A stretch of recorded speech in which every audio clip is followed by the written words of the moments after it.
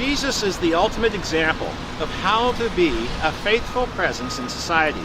Everything he did in his interactions with humanity, he did out of love. The only way we will accomplish our mission is by loving people in the same way and getting close to those who need God the most.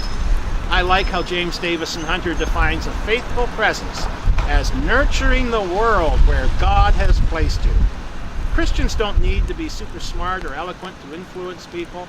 Even just a thought-provoking question or a quiet expression of opinion can cause people to question their assumptions and gain a new perspective. I'd like to suggest some ways that Christians can be an effective, faithful presence in our society today. First, we can demonstrate God's love for all humanity through acts of service.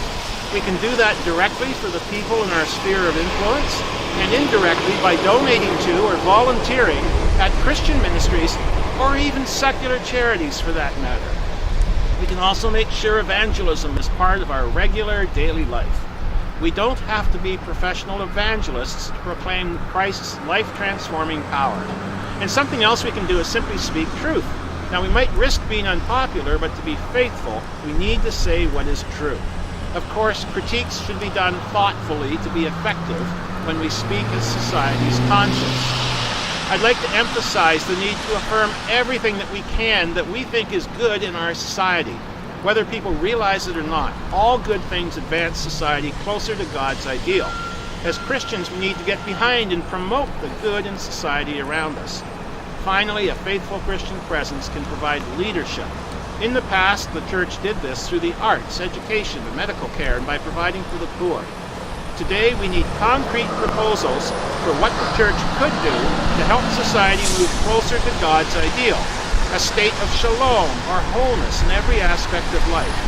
Our local churches should be known as servant communities that promote the common good, even though we do it from a countercultural perspective.